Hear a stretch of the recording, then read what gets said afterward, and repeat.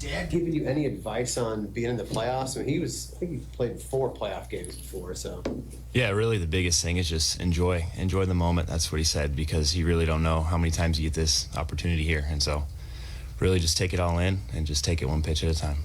I mean, you've had 4 road games now. I mean, what are you expecting from tonight, and how do you control, your emotions in that setting? Electricity for sure. It's gonna be awesome. These are the moments you dream of. You work as a kid, you want to play in these games, you want to be in these games, especially here in Kansas City, just because of how great the fans are, how they show out each and every night, and so it's going to be a lot of fun. Bobby, if I could take you back to spring training, what led you to believe that this team could get to this point after the type of year the team had last year? Yeah, I think it started almost before spring training, just with the moves that we made. It was amazing moves, the players that we have now, and just whenever everyone came into spring training, it just felt like that team was special. Just the camaraderie that we had, and it was just really, you just kind of just felt it and just knew it was a special team, and just how we bonded so well. And it started from opening day to now here we are today. Hey, Bobby, in Baltimore, you told us you took a moment to take everything in, and that was awesome. What do you think that moment's going to be like here tonight in a few hours? Yeah, it's going to be incredible. It's going to be amazing. It's just, like I said, these are the moments you dream of, and so you just got to take it all in, enjoy every moment, and just make it last. Hey, Bobby, JJ's talked a lot about kind of meeting with you at the end of last season, kind of talking about the future, and he said he just really wanted to ask you, like, what you wanted moving forward. I'm just kind of curious how you remember that conversation going, and kind of remember what you told him. Yeah, the ultimate goal in those conversations, we wanted to win, and we wanted to do it this year, and so the conversations went well, and so here we are today. And so it's just one of those things where just him coming to me, asking me questions about what we think, like what's the next step, and the next step was just to win, because we knew how close we were last year, even though we lost 100+ games, but we just knew the team we had, and just add a couple key additions, and then we're going to be right here where we are today.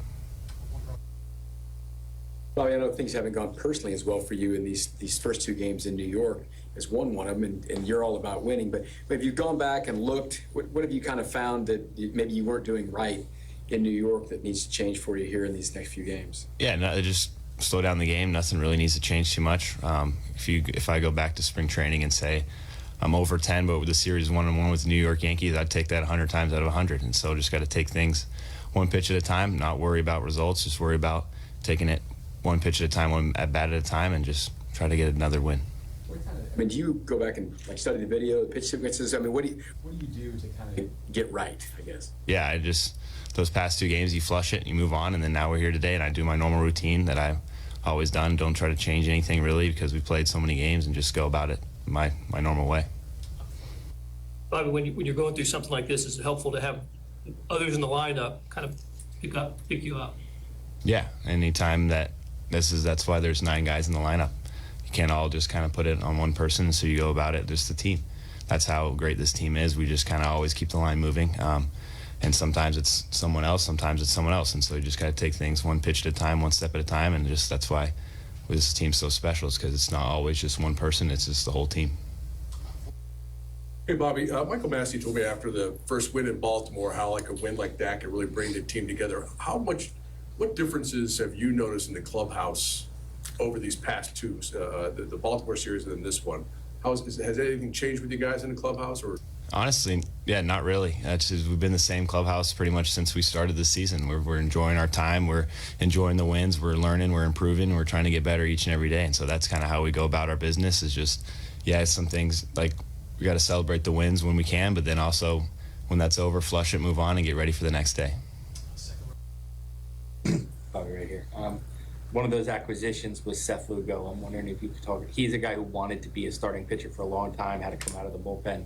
Playing behind him, what do you think makes him a good starting pitcher, demeanor-wise, stuff-wise? Why has he had so much success this year as a starter? Yeah, I just think the work he puts in before the game, the preparation he has, and just how he just attacks hitters just with all 27 pitches he has. No, but yeah, it's just great to see him do what he does, and just how I call him the surgeon just because he's kind of attacking and dicing up hitters, and so it's just a lot of fun to see and play defense behind him, and just how consistent he's been throughout the whole entire year, and just each and every start you know you're going to get out of him, and so it's just been a lot of fun.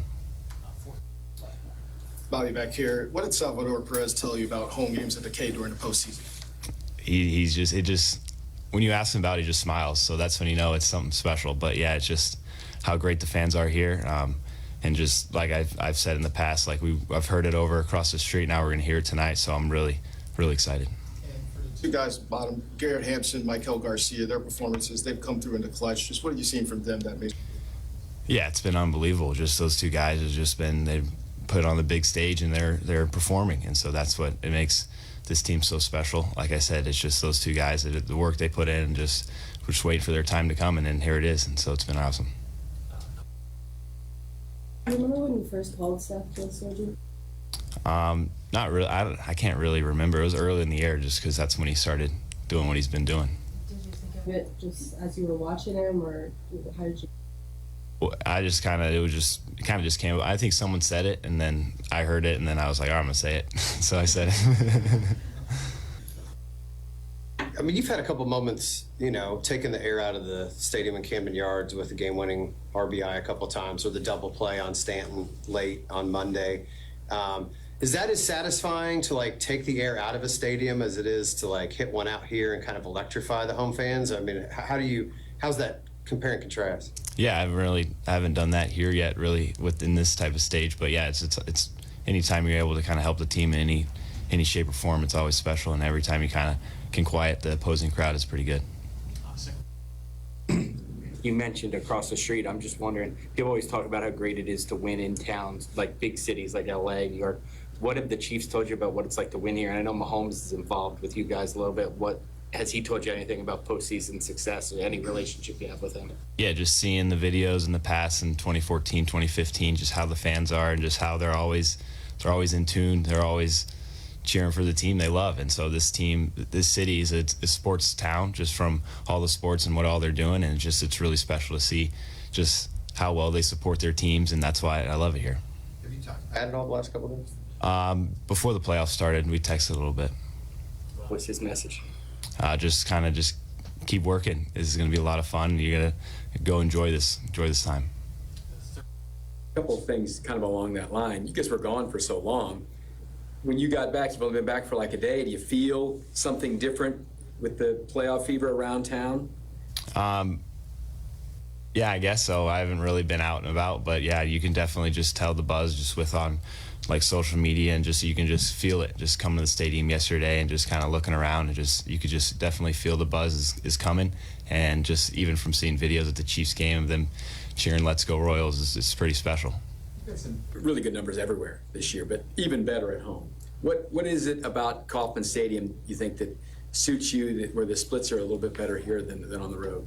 Yeah, anytime I feel like you go to your house at home, you go wherever, you're pretty comfortable. And so I just think that this is my home. And so I'm really comfortable playing here. I got a good routine, and just being able to kind of play in front of the fans is just what I love to do.